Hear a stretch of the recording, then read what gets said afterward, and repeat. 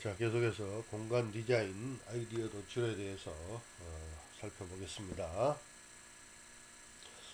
여러분, 디자인이라는 것은 그 인간의 독특한 그 창조적 행위죠.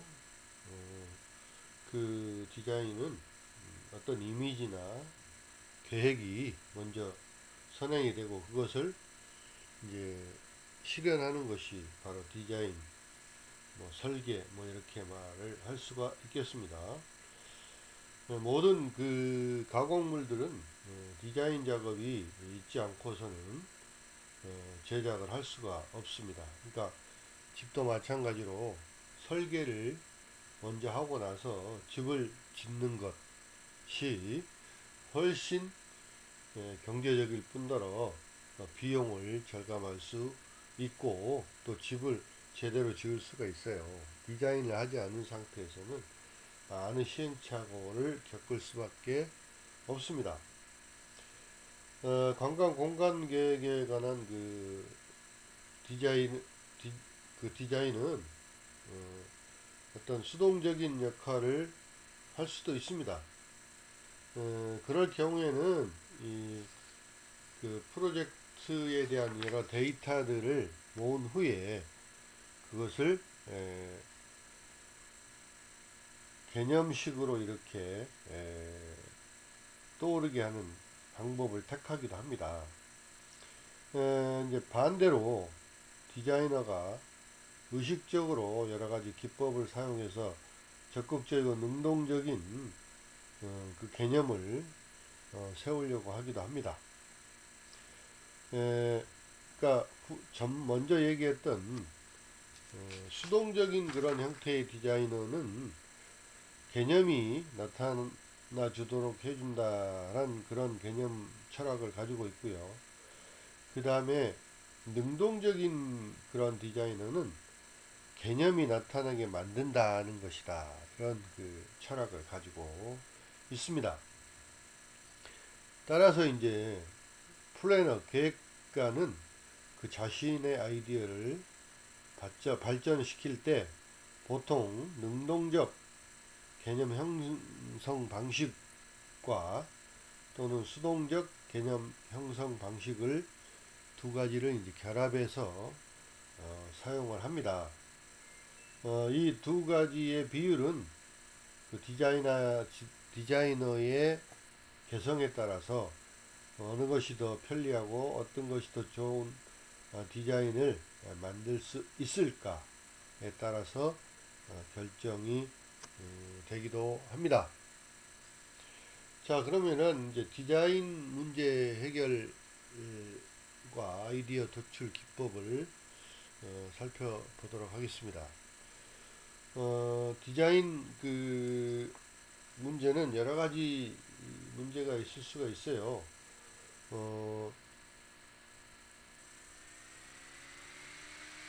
공간 디자인에서는 나타나는 여러 가지 그 문제점들을 해결을 잘 해야 되고 또 합리적인 그런 그 해법을 도달하기 위해서는 체계적인 그 과정이 필요합니다. 그래서 이러한 그 문제 해결을 과정에 따라서는 물론 이제 학자들마다 여러 가지 이제 견해들을 달리하고는 있습니다. 그러나 대개는 지적 분석 단계, 그 다음에 디자인 단계, 그 다음에 대안 선택 단계, 그 다음에 실행 단계 이렇게 구분을 할 수가 있습니다. 디자인 과정에서 가장 중요한 요소는 창의성이라고 말씀드릴 수 있습니다. 창의적인 발상을 말하는 건데 이 창의적인 그 발상, 즉 창의성을 발휘하기 위해서는 먼저 시각과 사고를 단순화하는 것입니다. 풀어야 할 과제를 그 과제를 구성하고 있는 많은 부분적인 요소들을 가능하면 많이 제거를 하고 압축을 최대한 시켜서 작게 만드는 그런 과정이죠. 그 다음에 두 번째는 반복해서 형태나 색 또는 이미지 또는 아이디어를 생각하고 표현을 해야 하는 것입니다. 그리고 세 번째는 주변에 연관성 있는 것들과 어떻게 연결을 시키고 조합을 시키고 또 융합을 할 것인가, 이런 것들을 생각해야 되고요. 네 번째는 그 자신의 그 아이디어에 덧붙여질 수 있는 것들, 이런 것들을 계속해서 발전시키고 확장해 나가야 합니다. 다섯 번째는 자신이 디자인한 안을 적용하는 그 환경이나 배경 속에다가 한번 이렇게 시뮬레이션, 즉 옮겨보는 것이죠. 그 다음에 여섯 번째는 서로 다른 아이디어를 중첩을 시켜보는 것이죠.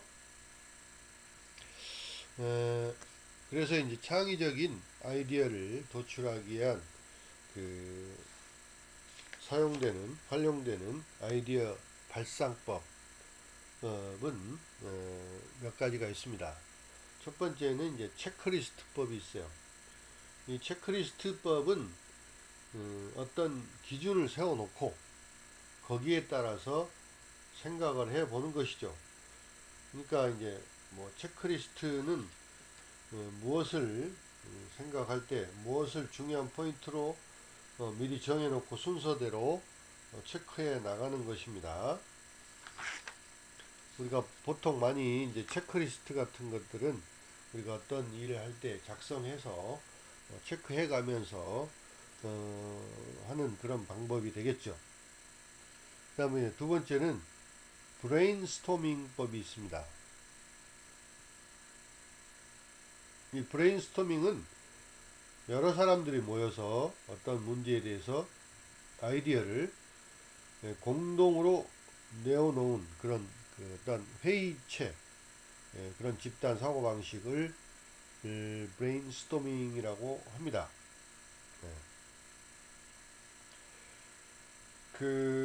이런 그 집단 브레인스토밍을 적절히 잘 활용하면 아이디어의 연쇄 반응을 일으켜서 보다 그 짧은 시간에 많은 아이디어들을 생산해낼 수 있기 때문에 가장 그 발명 아이디어 개발에 있어서 효과적인 방법의 하나로 이용이 되고 있습니다. 그 다음에 이제 세 번째는 유추착상법이 있습니다. 이 유추착상의 그 어원은 관련이 없는 요소들 간의 결합을 의미하는 히라버 시네틱스에서 유래가 되었습니다. 이 유추착상법은 두 가지로 설명을 할 수가 있는데, 첫 번째 방법은 친숙한 것을 이용해서 새로운 것을 창안해내는 것입니다. 그러니까 주변에 일상적으로 친숙한 것을 이용해서 새로운 것을 창안해내는 것이고, 또 두 번째는 친숙하지 않은 것을 친숙한 것으로 보도록 하는 것입니다. 주변에 친숙하지 않은 것들을 친숙하게 만드는, 친숙하게 보이도록 하는 그런 방법이 있습니다. 따라서 이제 창의적인 사고를 하기 위해서는 주변에 접하게 되는 친숙하지 않은 상황도 수용할 수 있어야 됩니다. 이러한 기법에는 또 네 가지가 있습니다. 개인적 유추, 직접적 유추, 상징적 유추, 공상적 유추, 이렇게 네 가지가 있을 수 있는데요. 개인적 유추는 자신이 진짜로 문제의 일부라는 생각을 가지고 문제 자체가 요구하는 통찰을 하는 그러한 유추를 말하는 것입니다. 만약에 예를 들어서 내가 만일 이 자동차라면 나는 어떻게 느낄 것인가, 또 나에게 작용하는 힘의 원천은 무엇일까? 또 바퀴에 대한 나의 태도는 무엇일까? 이런 것들을 동일시 하는 것입니다. 그 다음에 직접적 유추는 실제로는 닮지 않은 두 개의 개념을 객관적으로 비교하는 그런 유추 방법입니다. 문제 해결에서의 직접적 유추의 예로는 만약에 전화기를 만들 때 사람의 귀와 입을 비교를 해서 찾을 수 있습니다. 전화기는 송수화기가 하나로 붙어 있지만 옛날 전화기는 입에 대는 송화기와 귀에 대는 수화기가 따로 떨어져 있었습니다. 세 번째는 이제 그 상징적 유추가 있습니다. 상징적 유추는 디자이너는 그가 문제에 부여한 특수 의미의 본질을 추가적으로 시의 대꾸처럼 파악하려고 합니다. 자, 이 방법은 두 대상물 간의 관계를 기술하는 과정에서 상징을 활용하는 유추를 말합니다. 예를 들면 돼지는 어머니다. 이 말은 상징적 유추에 해당되는 말입니다. 이 단어 속에 숨겨진 의미를 중시하고 이와 같은 그 심벌상의 비슷한 것으로부터 토론을 해 나가는 것으로서 이 참가자가 발언하는 말과 그 한 구절 가운데서 예측 못한 아이디어의 그 힌트를 찾아보려고 하는 그런 방법이 되겠습니다. 공상적 유추는 그렇지 않다고 하는 문제를 만약 그렇다고 한번 상상을 해보자는 것이죠. 예를 들어서 이제 전화에 다이얼을 돌려주는 하인이나 노예를 바란다거나 또는 타이어가 노면에 접하는 부분이 패이지 않는 도로를 생각한다든가 하는 그런 공상을 말하는 것입니다. 기타 이제 아이디어 발상법으로는 카탈로그법, 이거는 이제 주로 개인이 분명한 목적 의식을 갖고 도형이나 사진, 광고, 카탈로그, 문서 이런 것들을 보면서 아이디어 발상을 기대하는 것이고요. 또 KJ법이 있습니다. 이거는 가설 발견하는 그런 방법으로 개개인의 그 사실이나 정보를 보고 직감적으로 서로 어떤 관계가 있다고 느끼는가 이런 것들을 만들어 나가는 방법이 되겠습니다.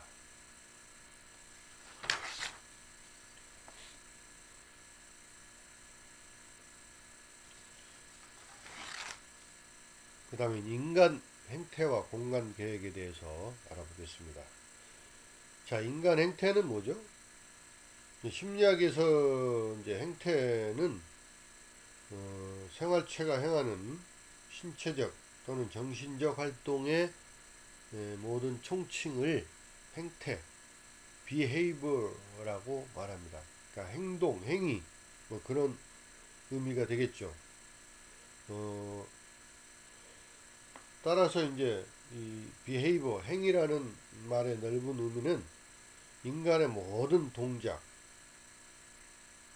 행위, 행동을 말하는 것이고, 좁은 뜻으로의 행위라고 하는 것은 분명한 목적의 관념이나 동기를 가지고 사고하고 선택하고 결심을 해서 의식적으로 선악과 또는 시비의 판단 대상이 되는 것을 행위라고 말을 합니다.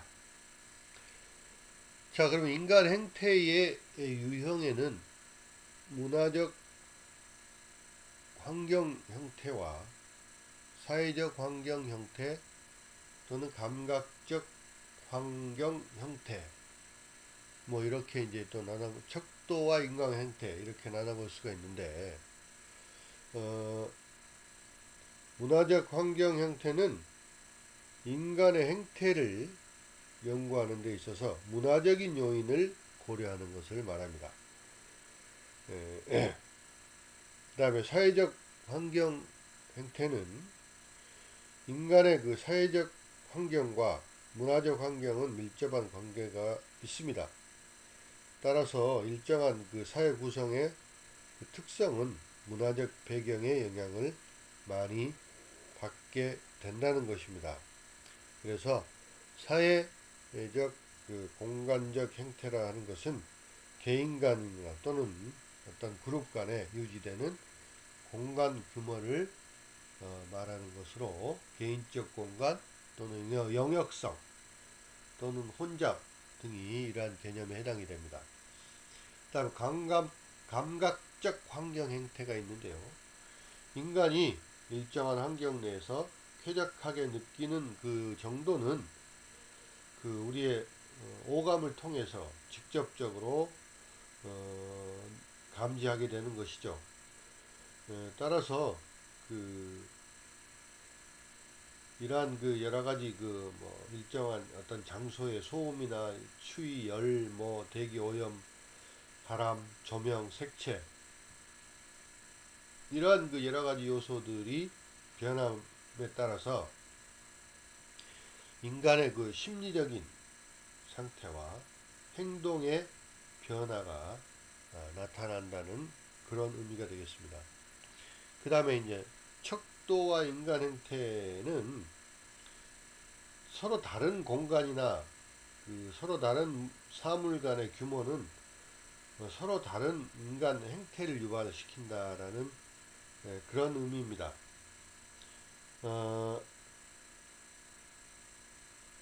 우리에게 뭐 책상이나 의자 또는 식탁 같은 그런 것의 크기는 우리 인체 각 부분의 치수와 밀접한 관계를 가지고 있습니다. 예. 그래서 그 단위 공간이나 사물의 규모 산정을 위해서는 우리 인체의 치수가 기본적으로 고려돼야 되고 또 그 동시에 공간이나 사물의 기능이 고려돼야 한다는 것입니다. 그 다음에 이제 공간 환경과 인간 심리입니다. 환경 심리 행태 연구의 발달 과정은 환경 설계 분야, 즉 건축, 조경, 도시 설계, 환경 미술 이런 것과 심리학, 사회학, 인류학 같은 사회가 과학 분야가 서로 상호 연계된 과정이라고 말할 수 있습니다. 따라서 이제 이런 그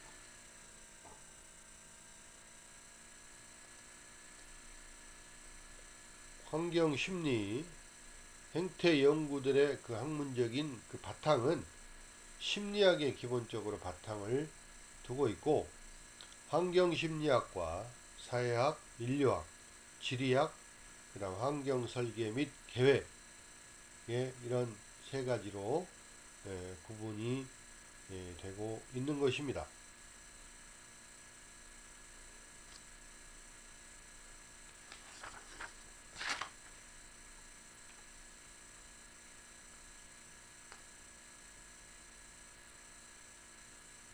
그다음 공간 환경과 심리입니다.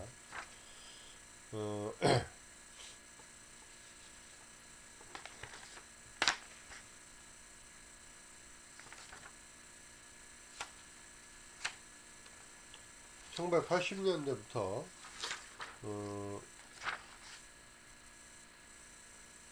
환경 지각 인지 태도의 그 환경 심리 행태 연구가 서로 이렇게 이제 연계가 되기 시작해서 공간 환경과 인간 심리에 대한 그 연구들이 이루어지고 있습니다. 아까 말씀드렸듯이 환경 심리 또는 행태 연구의 그 발달 그 과정이 환경 설계 분야인 뭐 건축 또는 조경, 도시 설계, 환경 미술 여기에다가 사회과학 분야인 심리학, 사회학, 인류학 이런 것들이 서로 연계가 되는 과정이라고 말씀을 드렸어요. 물론 최초로 이제 건축학과 심리학을 접목시킨 스위스의 건축가 메이어가 이제 이런 것들을 처음에 이런 연구를 시작을 했고 그것들을 권장을 했었습니다. 그리고 이제 1970년에 미국의 그 환경설계연구학회에 의해서 환경설계와 심리학, 사회학, 인류학 같은 그런 관련 학문 간의 본격적인 유대관계가 형성이 되기 시작을 합니다. 그리고 1980년대에 들어와서 이때부터 환경 지각과 인지 그리고 태도에 관한 연구 그리고 환경의 의미까지 그 연구의 폭이 더욱 넓어졌고 환경 설계에 대한 일반 대중들의 선호 그 다음에 인식을 도입을 하기 시작을 했습니다.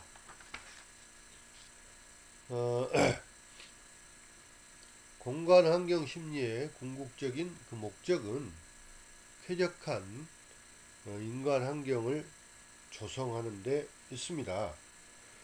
따라서 환경 설계 과정은 각 분야의 그 특성이라든지 또는 프로젝트의 성격에 따라서 물론 차이는 있을 수 있지만 일반적으로 프로그램의 설정, 그 다음에 두 번째는 자료의 분석 및 종합, 그 다음에 세 번째 대안의 설정 및 선정, 네 번째 기본 계획의 작성, 그 다음에 세부 설계 및 시공 도면의 작성, 그 다음에 시공의 순서로 이루어집니다. 자, 이러한 과정에서 환경 심리 행태 연구가 기여하는 부분은 네 가지 단계, 네 가지 측면에서 살펴볼 필요가 있습니다. 첫 번째는 프로그램 설정 단계입니다.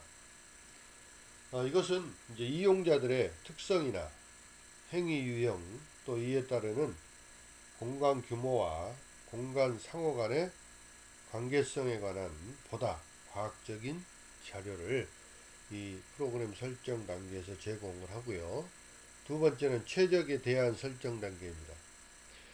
자, 이용자들의 그 가치나 선호 측면에서 대안 설정 기준을 제시를 하는 것이죠. 이제 아까 말했듯이 대안은 한 가지만 있는 게 아니고 여러 가지 대안이 있을 수 있습니다. 그런 대안 중에서 가장 적합한 그러한 대안을 설정하는 것이 중요합니다. 그다음 세 번째는 세부 설계 단계입니다. 이제 각각의 그 세부 공간이 이용자에게 어떤 반응을 불러일으킬 것인가에 대한 자료를 제공하는 단계이고요. 마지막 네 번째는 이용 후 평가 단계입니다. 모든 사업이나 무슨 정책이나 모든 일에는 항상 마지막에 평가 단계가 물론 있어야 되겠죠. 이거는 이제 시공된 이후에 얼마간의 그 이용 기간이 경과한 다음에 이용자들의 그 만족도 또 이게 이제 설계 의도대로 이용되고 있는가 이런 것들을 조사를 해서 시정을 한다든지 아니면 다음에 이제 비슷한 프로그램에 이것들을 반영을 해서 시행착오를 줄여주는 그런 평가와 피드백 단계 이렇게 말할 수가 있습니다.